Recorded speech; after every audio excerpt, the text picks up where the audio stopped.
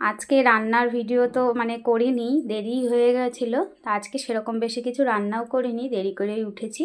তো আজকে এখানে করেছি হচ্ছে, এখানে ভাত আছে আর করেছি আলু বেগুন দিয়ে আমুদি মাছের তরকারি করেছি, কাঁচা লঙ্কা চিড়ে দিয়েছি আর কালো জিরে ফোড়ন দিয়ে পেঁয়াজ কুচি দিয়ে করেছি। রান্নাটা বেশ ভালো লাগে, এরকম হালকা করে একটু চচ্চড়ি মতন।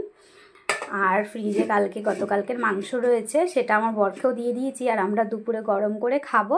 আর এই তরকারিটা, আর এই যে এখানে তরকা ছিল, তো রুটিটা না বাসি রুটি গতকালকে, তো আমি রুটিটা দিয়ে তরকাটা এখন টিফিন খেয়ে নেব।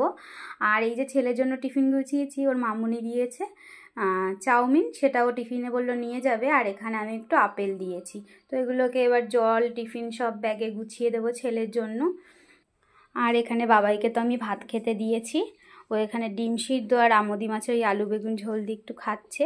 আমুদি মাছ একটা চেয়েছে, ও কিন্তু আমুদি মাছ ভালোবাসে না একদমই, কাটা কাটা থাকে, সেই জন্য ছোটো মাছ তো, তাও একটা নিয়েছে, দেখছি খেয়েছে। ঠিক আছে, ও খেয়ে নিক এবারে।